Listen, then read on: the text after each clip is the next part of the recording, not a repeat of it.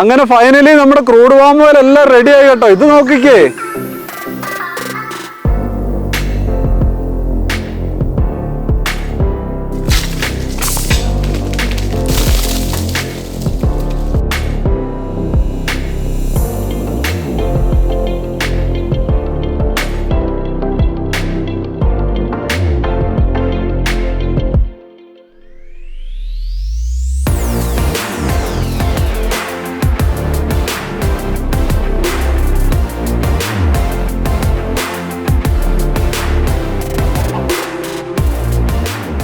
എല്ലാവർക്കും പുതിയൊരു വീഡിയോയിലേക്ക് സ്വാഗതം. ഇന്നും നമ്മളുണ്ടല്ലോ അതുപോലെ തന്നെ വളരെ വ്യത്യസ്തമായ ഒരു വീഡിയോ ആയിട്ടാണ് എത്തിയിരിക്കുന്നത്. എന്താണ് സംഭവം എന്നറിയോ? ഇതുണ്ട്, എണ്ണപ്പനയുടെ കൊലകളാണ് ഈ വെട്ടി ഇട്ടേക്കുന്നത്. എണ്ണപ്പനയുടെ കുരുവാണ് ഈ കാണുന്നത്. ഈ എണ്ണപ്പന കൊലയെല്ലാം കൊണ്ട് ഈ ഫാക്ടറി കൊണ്ടുപോയിട്ട് ക്രൂഡ് പാം ഓയിൽ എങ്ങനെയാണ് ഉണ്ടാക്കുന്നത് എന്നൊരു വീഡിയോ ആണ് നമ്മൾ ചെയ്യാനായിട്ട് പോകുന്നത്. അപ്പോൾ നമ്മൾ ഇന്ന് എത്തിയിരിക്കുന്നുണ്ടല്ലോ കൊല്ലം ജില്ലയിലെ അഞ്ചലിലാണ് നമ്മൾ എത്തിയിരിക്കുന്നത്. അഞ്ചലിലെ നമ്മുടെ ഫാക്ടറിയിലാണ് എങ്ങനെയാണ് ക്രൂഡ് പാം ഓയിൽ ഉണ്ടാക്കുന്നത് എന്ന കാര്യങ്ങളൊക്കെ നമ്മളങ്ങ് പരിചയപ്പെടാൻ പോവാണ്. ഇതിൻ്റെ ആദ്യ സ്റ്റെപ്പ് എന്നുള്ള രീതിയിൽ നമ്മളിത് ഈ എണ്ണപ്പനത്തോട്ടത്തിൻ്റെ അകത്ത് കൊലവെട്ടല്, അതിൻ്റെ പണികൾ, ലോഡിങ് ഇതെല്ലാം കണ്ട് നമ്മൾ നേരെ ഇതേ ഫാക്ടറിയിലേക്ക് പോവാണ്. തോട്ടത്തിൻ്റെ അകത്ത് കയറി കേട്ടോ. തോട്ടത്തിൻ്റെ അകത്തെ പണികളൊക്കെ കാണാനായിട്ട് കയറിയതാണ്. ഇത് നമ്മുടെ ഫീൽഡ് സൂപ്പർവൈസറാണ് കേട്ടോ, രതീഷ് കുമാർ സാറ്. ഈ ഒരു തോട്ടം ഉണ്ടല്ലോ, ഇത് എത്ര ഏക്കറിൽ സ്ഥിതി ചെയ്യുന്ന തോട്ടം? ഇത് ഏകദേശം 10,000 ഏക്കറോളം സ്ഥിതി ചെയ്യുന്ന തോട്ടമാണ്. അപ്പൊ ഇതിന്റെ ഏറ്റവും ഫസ്റ്റ് പണി നമ്മുടെ കൊല വെട്ടിയിടുവാണ് ഇനി ക്രൂഡ് പാം ഓയിൽ ഉണ്ടാക്കാൻ വേണ്ടി. അതെ അതെ.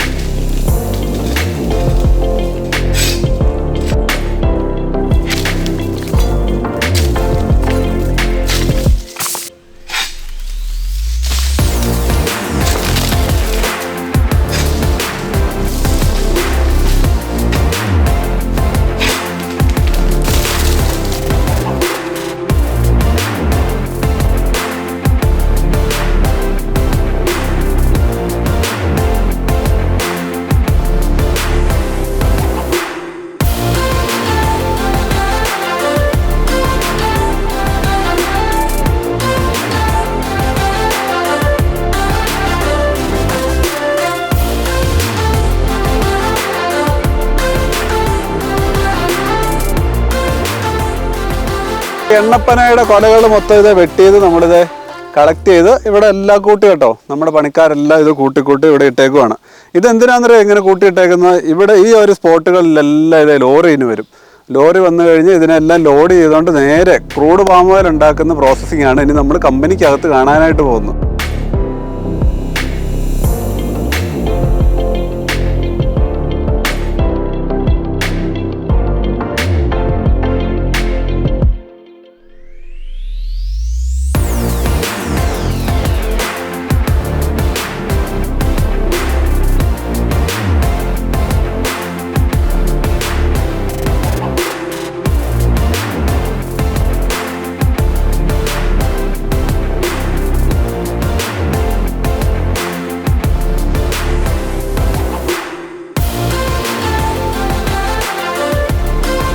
ഇങ്ങനെ നമ്മളിത് ഓയിൽ പാം ഇന്ത്യ ലിമിറ്റഡിൻ്റെ ഇത് കമ്പനിക്കകത്തേക്ക് കയറാനായിട്ട് പോവാണ് കേട്ടോ. ഇതേ ഫാക്ടറി.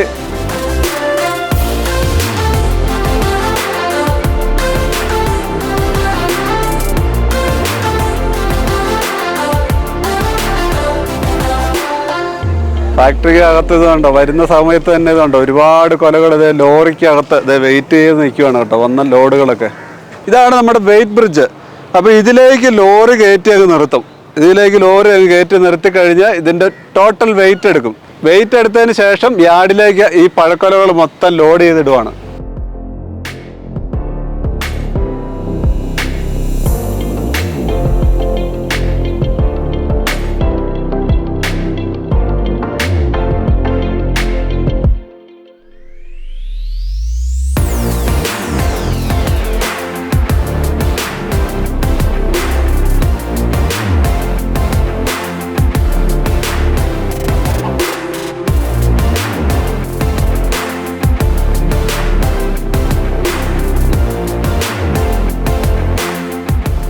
അങ്ങനെ ഇത് നമ്മുടെ പഴക്കൊലകളെല്ലാം ലോഡിംഗ് റാമ്പിലെത്തി കേട്ടോ.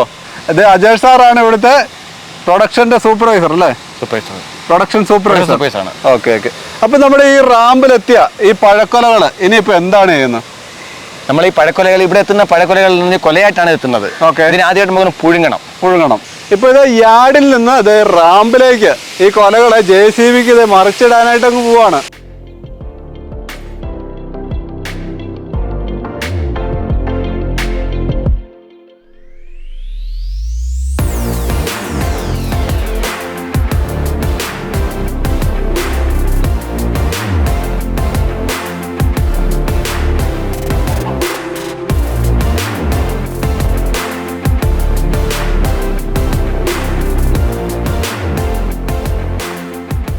ഈ കാണുന്നതാണ് നമ്മുടെ കേജുകൾ എന്ന് പറയുന്ന എക്യുപ്മെന്റ്സ്. നമ്മുടെ പഴം പുഴുങ്ങുന്നതിന് വേണ്ടിയുള്ള ആ എക്യുപ്മെന്റ് ആണ് ഈ കാണുന്ന കേജുകൾ.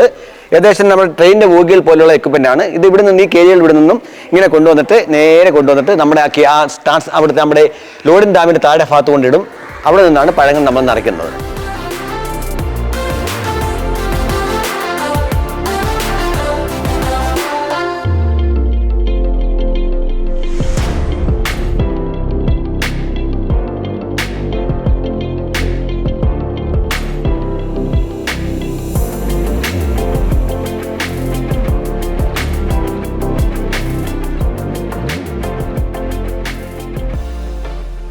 ലോഡിംഗ് ഡാമിൽ നമുക്ക് 8 ഷട്ടറുകളുണ്ട്.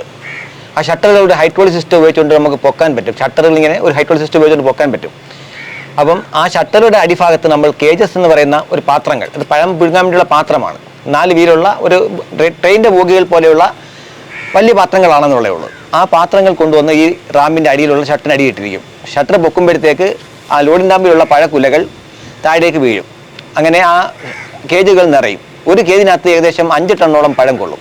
പഴം നിറച്ച കേജുകളെ ക്യാപ്റ്റൻ ബുള്ളാർഡ് സിസ്റ്റത്തിലൂടെ വലിച്ച് നമ്മൾ കയറ്റുന്നത് ഈ പഴം പുഴുങ്ങാൻ വേണ്ടിയുള്ള എക്യുപ്മെന്റിലേക്കാണ്. അതിന് നമ്മൾ സ്റ്റെറിലൈസർ എന്ന് പറയും. ഒരു സമയത്ത് ഒരു സ്റ്റെറിലൈസറിൽ നമുക്ക് 5 കേജ് പഴം കയറ്റാൻ പറ്റും. അങ്ങനെയുള്ള 2 സ്റ്റെറിലൈസറുകൾ ഓയിൽ പാമ്പിന് നമ്മുടെ ഈ ഫാക്ടറിയിലുണ്ട്.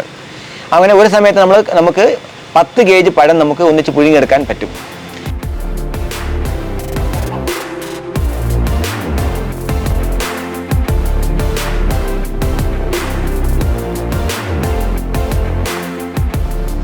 അപ്പോൾ ഈ പുഴുങ്ങി കഴിഞ്ഞ ശേഷമുള്ള കൊലകൾ നമ്മൾ വെന്ത് കഴിയുമ്പോഴത്തേക്ക് നമ്മൾ ആ ഡോർ തുറന്നിട്ട് ആ ബ്രിഡ്ജ് താത്തിട്ട് ഈ അകത്ത് പുഴുങ്ങിയുള്ള ആ കേജസിനെ പുറത്തേക്ക് എടുക്കുകയാണ്. പുറത്തേക്ക് എടുത്ത് കഴിഞ്ഞാൽ വീണ്ടും ആ സൈഡിൽ തന്നെ ഇറക്കുന്ന സൈഡിൽ ഔട്ട്സൈഡ് സൈഡിൽ നമുക്ക് ഇതേപോലെ റെയിലുണ്ട്. ആ റെയിലിൽ കൂടെ ഇതിനെ നീക്കിക്കൊണ്ട് വരാൻ പറ്റും. നീക്കിക്കൊണ്ട് വരുമ്പോഴത്തേക്ക് അവിടെ നമുക്ക് 2 സ്റ്റെറിലൈസറിനും നേരെ രണ്ട് റെയിലുകളുണ്ട്. അത് കൂടാതെ ഒരു എക്സ്ട്രാ റെയിൽ അപ്പർ സൈഡിലുമുണ്ട്. 3ാമതൊരു റെയിലും ഉണ്ട്.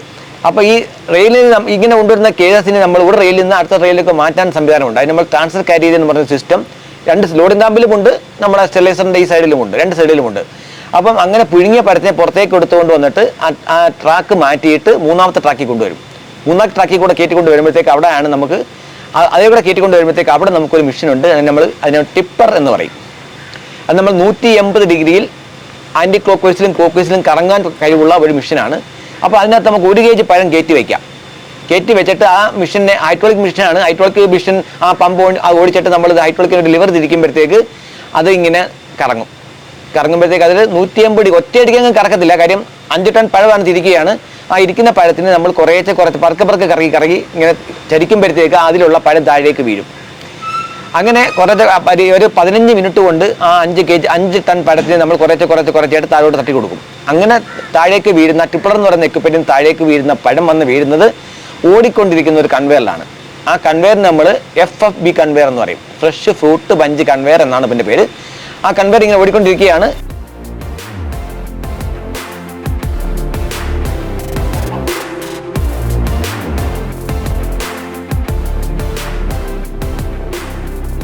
ട്രിപ്പർ അഥവാ ട്രഷർ എന്ന പേരുള്ള ഒരു എക്യുപ്മെന്റിലാണ് കറങ്ങിക്കൊണ്ടിരിക്കുന്ന ഡ്രമ്മാണ്. ആ ഡ്രമ്മിനകത്തേക്കാണ് ഇത് വന്ന് വീഴുന്നത്. അപ്പോൾ നമ്മൾ ഈ ട്രിപ്പറിന് പോകുന്ന പഴമെല്ലാം കൊലയായിട്ടാണ് പഴങ്ങൾ പോയിക്കൊണ്ടിരിക്കുന്നത്. ആ കൊലയായിട്ട് പോയി FFB കൺവെയറോടെ കൊലയായിട്ടാണ് പോയിക്കൊണ്ടിരിക്കുന്നത്. ട്രിപ്പർ എന്ന് പറഞ്ഞ എക്യുപ്മെന്റ് വെച്ചിട്ട് 2ആയിട്ട് മാറുകയാണ്. പഴങ്ങളെല്ലാം താഴെയുള്ള ഒരു ഫുഡ് കൺവെയറിലും പോയി വീഴും. അതിൻ്റെ MD ബഞ്ചസ് വന്നിട്ട് MD ബഞ്ച് കൺവെയറിലും വീഴും. ആ MD ബഞ്ച് കൺവെയർ എന്ന് പറയുന്നത് നമ്മുടെ പ്രൊഡക്ഷനകത്തുള്ള ഒരു വേസ്റ്റ് ആണ്. അത് അവിടെ നിന്ന് കയറി ആ MD ബഞ്ച് കൺവെയർ ഫസ്റ്റിലൂടെ കയറി സെക്കൻഡ് വഴി അങ്ങ് വെളിയിലേക്ക് പോയിക്കൊണ്ടിരിക്കും. അവിടെ ഒരു ലോറി ഇട്ടേക്കും. ആ ലോറിക്കകത്ത് പോയി വീണുകൊണ്ടിരിക്കും. ആ സ്ട്രിപ്പറിൽ നിന്ന് പൊഴിയുന്ന പഴങ്ങൾ അവിടെയുള്ള മഞ്ഞ കാണുന്ന കൺവെയർ വഴി താപ്പോട്ട് വരുന്നു. അതിലേക്കൂടെ കയറി ഈ മഞ്ഞ ലൈനിൽ കൂടെ വന്നിട്ട് ഇവിടെ ഈ ഭാഗത്ത് വരുന്നു. ഈ മേപ്പോട്ട് കാണുന്നത് എലിവേറ്ററാണ്, ഫുഡ് എലിവേറ്ററാണ്. ആ വരുന്ന പഴം അവിടെ നിന്ന് മുകളിലേക്ക് കയറി പോകും. എലിവേറ്റർ വഴി മേലോട്ട് പോകുന്നതാണ് ഇപ്പോൾ കണ്ടുകൊണ്ടിരിക്കുന്നത്. എലിവേറ്റർ വഴി പോകുന്ന പഴങ്ങൾ നേരെ വന്ന് വീഴുന്നത് ഡിസ്ട്രിബ്യൂഷൻ കൺവെയർ എന്ന് പറഞ്ഞ കൺവെയറിലാണ് വീഴുന്നത്. ആ കൺവെയറിൽ കൂടി പോകുന്ന പഴം നേരെ താഴെ വന്ന് വീഴുന്നത് ഒരു ഡൈജസ്റ്റർ എന്ന് പറയുന്ന ഒരു എക്യുപ്മെൻറ്റിലാണ്. വീട്ടിലുള്ള ജ്യൂസർ മിക്സി പോലുള്ള ഒരു വലിയ ഒരു എക്യുപ്മെൻ്റാണ് ഇത്. അവിടെ ചെന്ന് വീഴുന്ന പഴങ്ങളെയെല്ലാം ആ ജ്യൂസർ മിക്സിയിലിട്ട് അതൊരു ജ്യൂസി ഫോമിലേക്ക് മാറ്റുകയാണ് ചെയ്യുന്നത്. ഇപ്പൊ ഈ നല്ലപോലെ ഇട്ട് കറക്കി കാണുന്ന അവിടെ ഇട്ട് കറക്കി കാണുമ്പോഴത്തേക്ക് താഴെ ആ ഡൈജസ്റ്റിന്റെ താഴെ ഭാഗത്തൊരു സ്കൂപ്പ് പ്രസ് ഉണ്ട്. ആ പ്രസ്സിൽ കൊണ്ടുവരുമ്പോഴത്തേക്ക് ആ ജ്യൂസായിട്ടുള്ള പഴത്തിനെ ഒന്ന് പ്രസ് ചെയ്തെടുക്കുകയാണ്. പക്ഷേ വെള്ളവും കൂടി നമ്മൾ അതിനകത്ത് കൊടുക്കുന്നുണ്ട്. അതിലുള്ള ഓയിൽ പൂർണ്ണമായിട്ട് എടുക്കുന്നതിന് വേണ്ടിയാണ് വെള്ളം കൊടുക്കുന്നത്. വെള്ളം കൊടുത്തു കഴിയുമ്പോഴത്തേക്ക് വെള്ളവും എണ്ണയും കൂടെ താഴെയുള്ള ഒരു ഗട്ടറിൽ വീഴും. അതിൻ്റെ ഫ്രണ്ടിലൂടെ കുരുവും കല്ലും ഫൈബറും എല്ലാം ഫ്രണ്ടിലുള്ള ഒരു കൺവെയറിൽ വീഴും.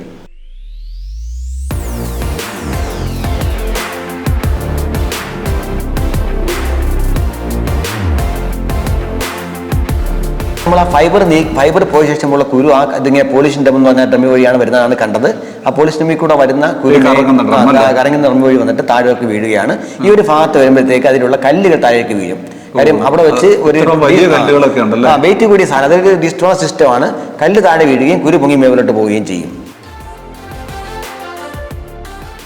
പ്രസ്സിൽ നിന്ന് പോകുന്ന കരവസ്തുക്കളിൽ നിന്നുള്ള ഫൈബറിനെ തിരിച്ച് ഫ്യൂവൽ കൺവെയർ വഴി വിടുന്നു. ഫ്യൂവൽ കൺവെയർ വഴി പോകുന്ന ഫൈബർ ബോയിലറിന്റെ ഫർണസ് ഭാഗത്തേക്ക് വീഴുന്നു. അധികമുള്ള ഫൈബർ കൺവെയർ വഴി പുറത്തേക്കും പോകുന്നു.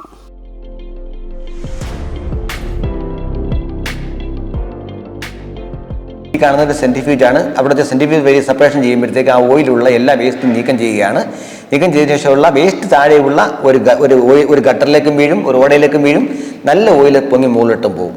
മുകളിലേക്ക് പോകുന്ന ഓയിൽ നേരെ മുകളിൽ ചെല്ലുമ്പോഴത്തേക്ക് ആ ഭാഗത്ത് നമുക്കൊരു വാക്വം ഡ്രയർ ഉണ്ട്. ആ വാക്വം ഡ്രയർ വഴി എണ്ണ കടത്തിവിടുമ്പോഴത്തേക്ക് അതിലുള്ള എണ്ണയിലുള്ള വെള്ളത്തിൻ്റെ അംശത്തെ നീക്കം ചെയ്യുകയാണ് ചെയ്യുന്നത്. വെള്ളത്തിൻ്റെ അംശം നീക്കം ചെയ്ത ശേഷമുള്ള എണ്ണയാണ് ഇപ്പോൾ ഈ കാണുന്നത്. ഈ എണ്ണ നമ്മൾ ക്രൂഡ് പാം ഓയിൽ എന്നാണ് പറയുന്നത്. നമ്മുടെ പ്രോഡക്റ്റ് ഇതാണ്.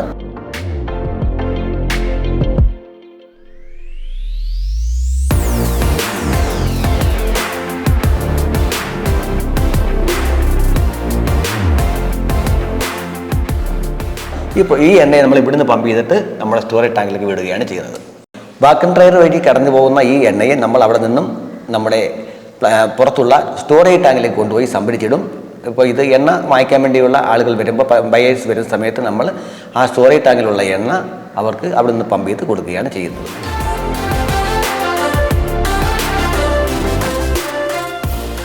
ഈ കാണുന്നതാണ് നമ്മുടെ ആ സ്റ്റോറേജ് ടാങ്ക്. ആ ടാങ്കിന് 3 ടാങ്കുകളാണ് നമുക്കുള്ളത്. 3 സ്റ്റോറേജ് ടാങ്കുകളാണ് നമുക്കുള്ളത്. ഓരോ ടാങ്കിലും ഏകദേശം 520 മെട്രിക് ടണ്ണോളം എണ്ണ കൊള്ളുന്ന 3 ടാങ്കുകളാണ് നമുക്കുള്ളത്.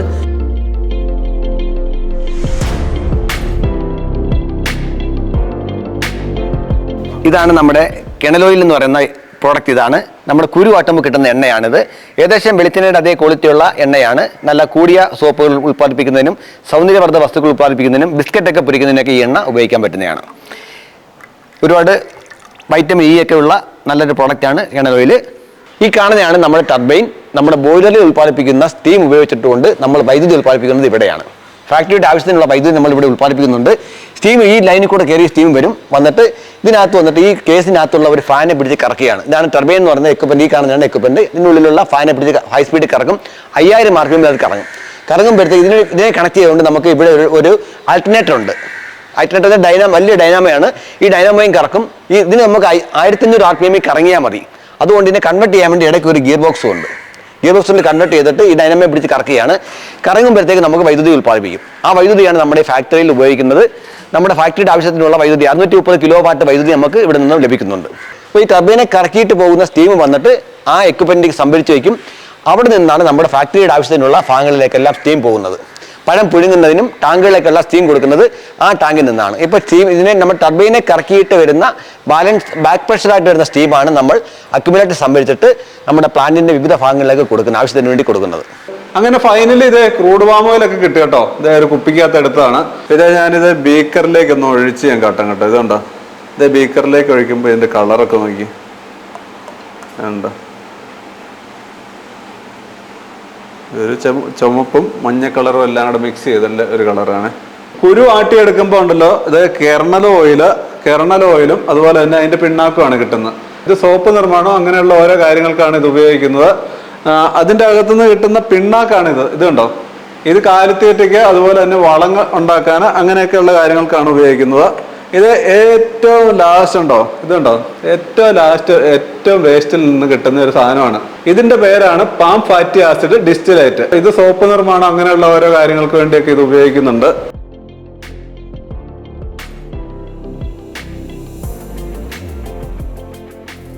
ഓയിൽ പാം ഇന്ത്യ ലിമിറ്റഡിന്റെ ഫാക്ടറി വിശേഷങ്ങളൊക്കെയാണ് നമ്മളിതേ കണ്ടത്. ഇപ്പൊ നമ്മൾ എത്തിയിരിക്കുന്ന ഈ സ്ഥലം ഉണ്ടല്ലോ, ഇത് ഓയിൽ പാം ഇന്ത്യ ലിമിറ്റഡിന്റെ ഹെഡ് ഓഫീസാണ് കേട്ടോ, നമ്മുടെ കോട്ടയത്താണ്. ഇവിടെ വിവിധമായ ഓയിൽ പാം ഇന്ത്യ ലിമിറ്റഡിന്റെ വിവിധ പ്രോഡക്റ്റുകളുണ്ട്. ആ പ്രോഡക്റ്റും കൂടെ നമുക്ക് ഇതിന്റെ കൂടെ ഒന്ന് പരിചയപ്പെടാം.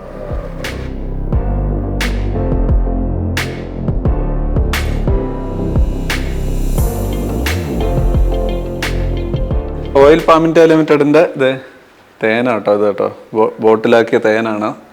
അതുപോലെ തന്നെ ഇത് പാം ഓയിൽ, ബോക്സിൽ പാം ഓയിൽ ഇരിക്കുന്നത്. അതുപോലെ തന്നെ ഇവരുടെ റൈസ്, കുട്ടനാടൻ റൈസ് എന്നാണ് ഇത് പേരൊക്കെ.